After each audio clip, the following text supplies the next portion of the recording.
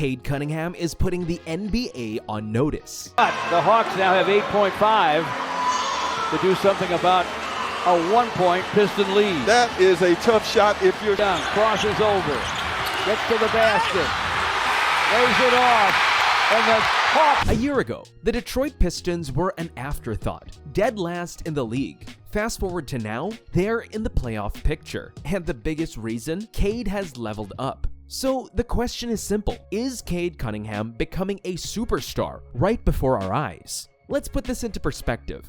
Last season, the Detroit Pistons were an absolute disaster, 14-68, the worst record in the NBA. They weren't just bad, they were historically bad. A team so far removed from relevance that fans were already looking at the next draft class by December. Now, they're in the playoff picture. And at the heart of this insane turnaround is Cade Cunningham. His scoring is up, his assists are up, his rebounding is up, his efficiency better than ever. And the numbers don't lie. This season, he's an all-star for the first time, proving that he's finally arrived as one of the league's premier young stars. But here's the question: how far can he take this? We've seen players put up big numbers on losing teams before. What separates good players from great ones is their ability to elevate their franchise, to change the culture, to make their team a threat. So, is Cade a rising star? Or is he on his way to becoming one of the next great franchise players in the NBA? Cade Cunningham isn't just improving, he's arriving. Through sheer skill, patience, and an unshakable command of the game, he's elevated himself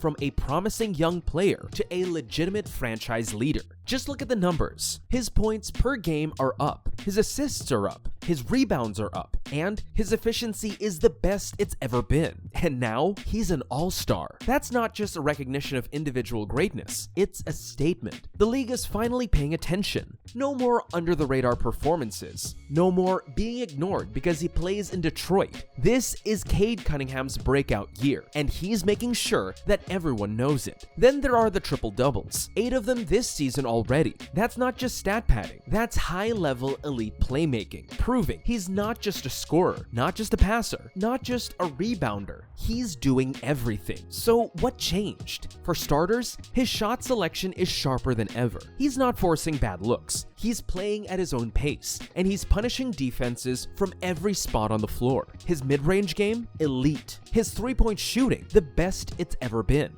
His playmaking, surgical. He's breaking down defenses with an IQ that goes beyond the box score. Though numbers are excellent, statistics without context do not fully represent the picture. Cade's triple-doubles are unique in that they arrive when his squad most needs them. Take his game with the Toronto Raptors on January 11, a fantastic illustration of why he is among the most well-rounded players in the league. Cade scored 22 points, passed 17 assists, and grabbed 10 rebounds that night. These were not empty figures though. Every bucket, every dime, every rebound served a purpose. He was scoring and planning the whole attack, dissecting Toronto's defense with brilliant decisions and exquisite passes. With over 40 points for his colleagues from his 17 assists, he was directly in charge of almost 70 points in the game.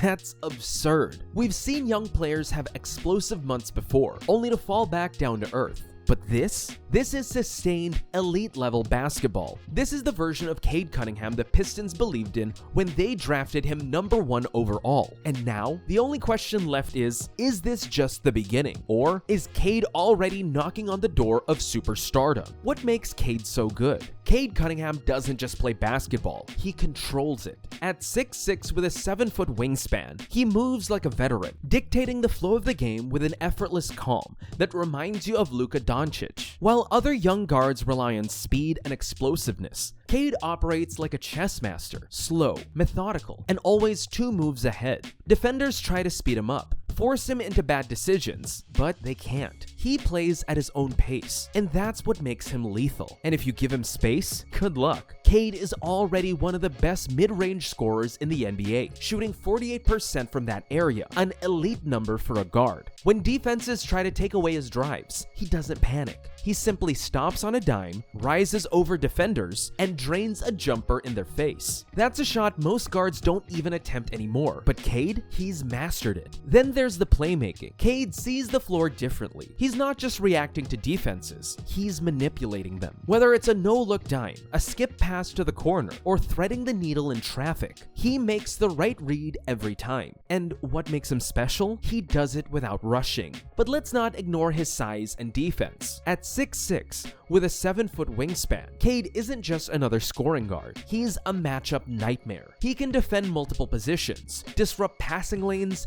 and body smaller guards who try to attack him. As he continues to develop, he's only going to get more dangerous on both ends of the floor. So where does Cade fit among the league's rising stars? Is he the next Luka Doncic, a slow-paced, high-IQ assassin? Or is he like Shai Gilgeous-Alexander, a mid-range killer with elite passing instincts? Maybe even a Jason Tatum type, a versatile two-way leader who can carry a franchise. The scary part? Cade's still evolving. He's already knocking on the door of superstardom, and if he keeps improving at this rate, that door won't just open, he'll kick it down. A year ago, the Detroit Pistons were a laughingstock. 14-68, the worst team in the league, a franchise that looked stuck in an endless rebuild. They weren't just bad, they were historically bad, setting the tone for another season of lottery picks and wait till next year conversations. Now, they're in the playoff picture, and the biggest reason for that? Cade Cunningham. This isn't just a case of a young player putting up empty stats on a bad team. Cade's dominance is translating to wins. His leadership, playmaking,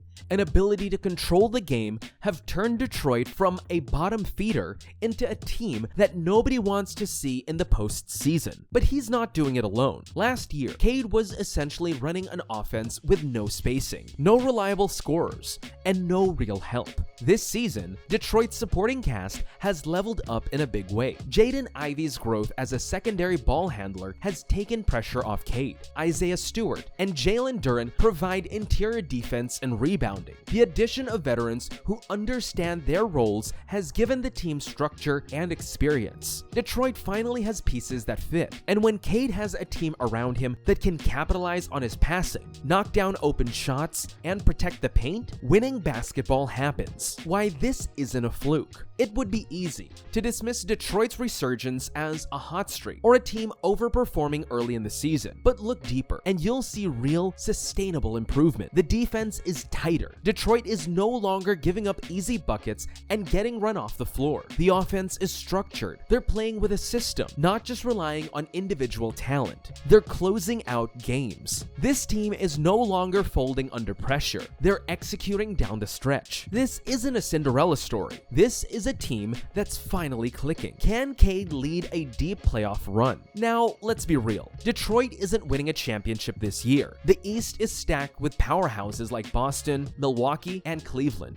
But the question isn't whether they're title contenders yet. It's how dangerous can they be? The scariest teams on the playoffs aren't always the ones with the best records. They're the ones with momentum. Detroit is young, hungry, and has nothing to lose. And with Cade Cunningham running the show, they have a leader who plays with the poise of a veteran. So the real question isn't whether Detroit can make the playoffs, it's what happens when they get there. Because the way Cade is playing right now, nobody should want to see the Pistons in a 7-game series. Cade Cunningham isn't just breaking out, he's arriving. For the past few seasons, he's been overlooked, stuck on a team that couldn't put the right pieces around him. But now, that's changing. Detroit is winning, Cade is thriving, and the NBA is finally taking notice. And here's the scary part. He's still getting better. So let's ask the big question. Is Cade Cunningham a future MVP candidate? The answer? Absolutely, if he keeps leveling up. His playmaking is already elite. His mid-range game game, deadly. His ability to control the pace of a game, rare for a player of his age. But to truly reach that MVP level tier, there are two areas where Cade still needs to improve on. Number 1, finishing at the rim. Right now, he's good, but not elite. The best guards in the game, Luka, SGA, Ja Morant,